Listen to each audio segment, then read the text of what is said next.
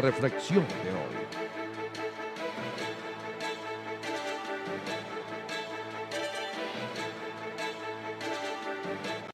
Amigos míos,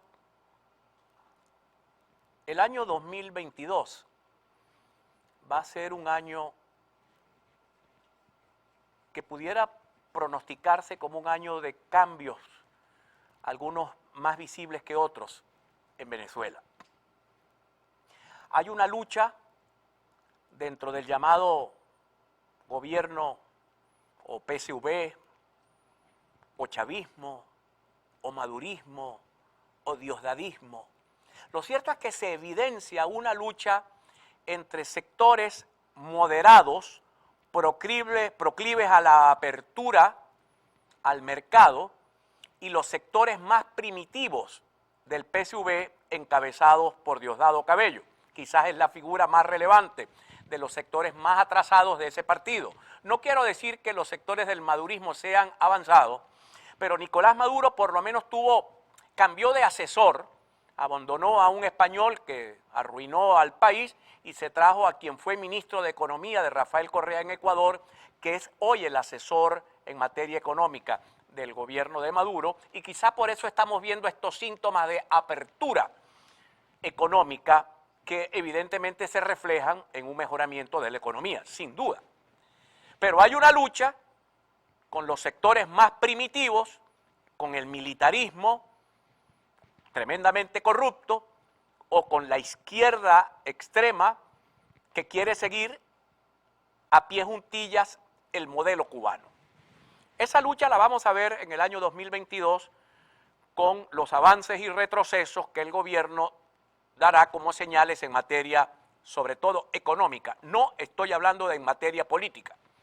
Creo que en materia política el gobierno salió muy bien librado en el 2021, como a pesar de la caída de su volumen de votos, la oposición también tuvo una caída brutal en su volumen de votos, y el gobierno salió con 19 gobernaciones y la mayoría de las alcaldías.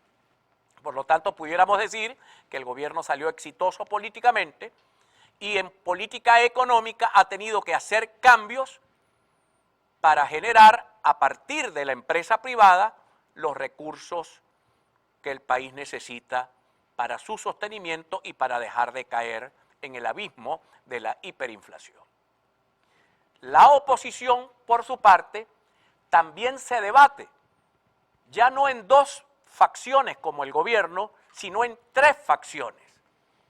La facción de los ultramoderados, que se inclinan a entenderse con el gobierno, la facción del centro, que se inclina por propuestas de mayor y mejor gobernabilidad y de ir por la ruta electoral, y la facción extremista, que todavía sigue pensando en las salidas de fuerza, en las salidas vía gobierno norteamericano, vía fuerzas armadas extranjeras, vía golpe de Estado, que no cree en la vía electoral.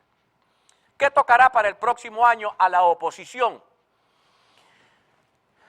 Yo no puedo hablar de unificación, porque creo que es difícil, si no imposible, unificar propuestas que son absolutamente antagónicas. Absolutamente antagónicas.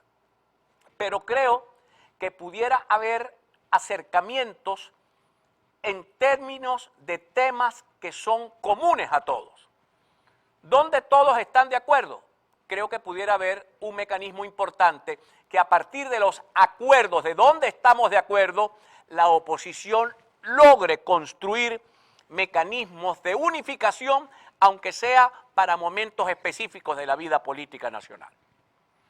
Por ejemplo, en Barinas pudo haberse dado un acuerdo de una sola candidatura, pero el G4 no aceptó el apoyo de los sectores llamados de la alianza, a quienes el G4 acusa de alacranes, y esa no unidad llevó a la candidatura de Claudio Fermín, que pudiera terminar siendo una candidatura que le robe votos a Garrido y gane las elecciones el gobierno.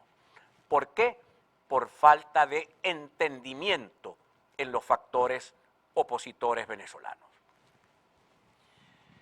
Y la oposición necesita, mis queridos amigos, más allá del gobierno interino, de eso que llaman interinato, más allá de los que llaman a sanciones, que esas sanciones que de nada han servido y que lo que han hecho es empobrecer al colectivo venezolano, porque ninguno de ustedes ha visto a Nicolás Maduro empujando la camioneta en una cola.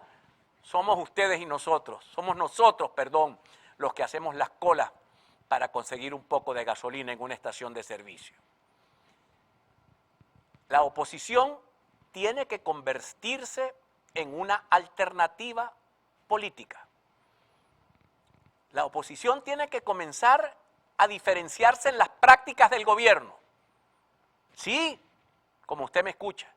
Hoy el llamado interinato está manchado, incluyendo al G4 por acusaciones de corrupción, tanto en Monómero como en Citgo, y con la ayuda humanitaria. La otra oposición está manchada de acusaciones de recibir financiamiento del gobierno de Maduro. En fin, no se ha salvado nadie de esta especie de caída a palos que ha tenido la oposición venezolana. ¿Qué toca? Reestructurar, recomponer, arreglar, redemocratizar a los partidos, hacer propuestas de solución a la crisis del país y dejar de ser una especie de lloronas permanentes que solo estamos mostrando la gravedad de la crisis, pero no planteamos soluciones como si las soluciones fuesen mágicas. No hay soluciones mágicas, las soluciones hay que elaborarlas. Al caer, digamos, al salir este gobierno autocrático y entrar un gobierno democrático no significa que se van a resolver los problemas de Venezuela. Significa que entramos a otro sistema, pero no significa que los problemas se resolverán. Y en el interín, la oposición tendrá que construir acuerdos políticos que permitan aliviar la pesada carga que hay sobre la población. Por lo tanto, cada sector del país tiene retos muy importantes para el año 2022. Recomponerse, rediseñarse, democratizarse y el gobierno, para la oposición y el gobierno de Maduro, ver si sigue la ruta de los militares o del militarismo más primitivo, procubano, que está representado en Diosdado Cabello, o si sigue la ruta de Rafael Correa en Ecuador o de Evo Morales en México, cuyas inclinaciones a aplaudir al socialismo del siglo XXI fueron siempre muy visibles e importantes, pero que jamás se metieron con la economía de sus países y por eso tuvieron resultados económicos positivos. El gobierno también vendrá o tendrá que ver qué ruta toma y la oposición tendrá que ver qué ruta toma. Pero sin duda que el 2022 será el año de la recomposición de todos los factores en Venezuela. Identificamos, mis queridos amigos, y ya regresamos con todos ustedes.